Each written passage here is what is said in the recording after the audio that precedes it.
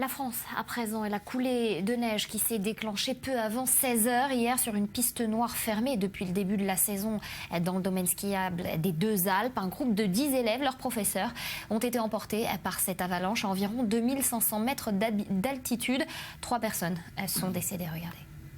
Un drame en Isère, il est 15h45 ce mercredi quand une avalanche se déclenche sur une piste noire des Deux Alpes à 2500 mètres d'altitude.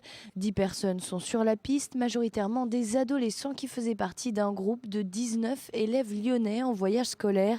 Ils étaient accompagnés de 3 enseignants. L'avalanche a fait 3 victimes, une jeune fille de 16 ans et un garçon qui a succombé à ses blessures.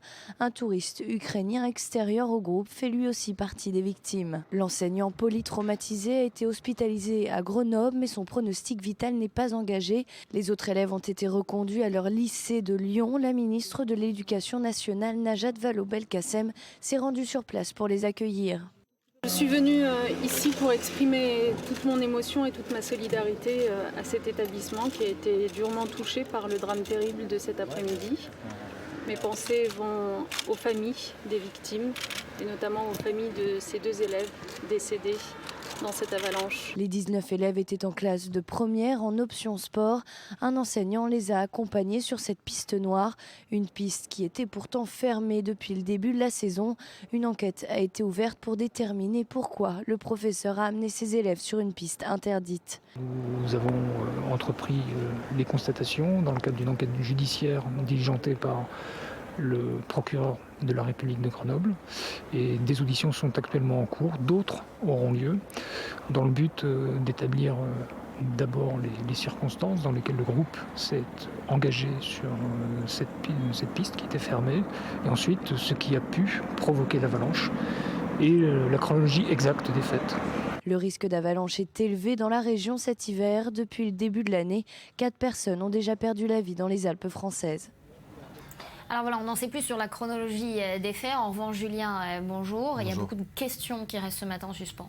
Oui, tout d'abord, la piste sur laquelle a eu lieu l'avalanche était une piste fermée. Alors que faisait un groupe d'élèves sur une piste fermée? Qui les a amenés sur cette piste et pourquoi? C'est une première question. La formation judiciaire devra y répondre. On entendait à la fin du sujet de Océane Nicole que le risque d'avalanche était élevé. Et en effet, puisque le risque était élevé de 3 sur une échelle de 5, c'est un niveau extrêmement élevé. Et pour cause, il y avait eu d'importantes chutes de neige au début de la saison. Donc voilà un peu les questions qu'il faut se poser. Il y a eu des drames dans le passé. L'avalanche la plus meurtrière, c'était en février 70 avec 39 morts. Alors c'est ça, ces dernières années, elles ont été particulièrement meurtrières dans les montagnes françaises. Oui, en dehors de février 1970, qui est un cas assez ancien avec 39 morts, on va peut-être regarder simplement les années 2000 pour regarder les cas les plus dramatiques. Regardez 2002, 24 mars 2002, 6 skieurs sont tués à Val d'Isère, c'est en Savoie, dans le fond de la vallée de Manché à 2100 mètres d'altitude, où ils ont été ensevelis et tués par une avalanche. On passe maintenant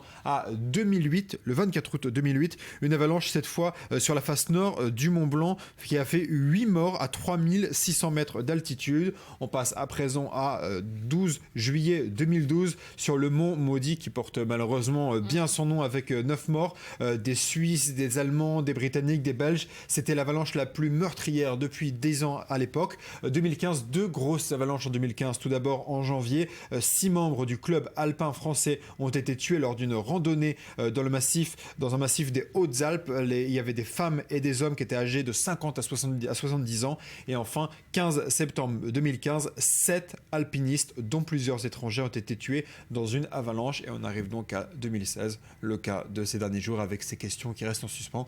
Que faisaient ces élèves sur une piste fermée? Des questions auxquelles j'espère on répondra bientôt. En tout cas, si c'est pas très réjouissant, mais si on respecte les lois de la prudence, ça devrait... Ce drame aurait pu être évité. Merci beaucoup, Julien.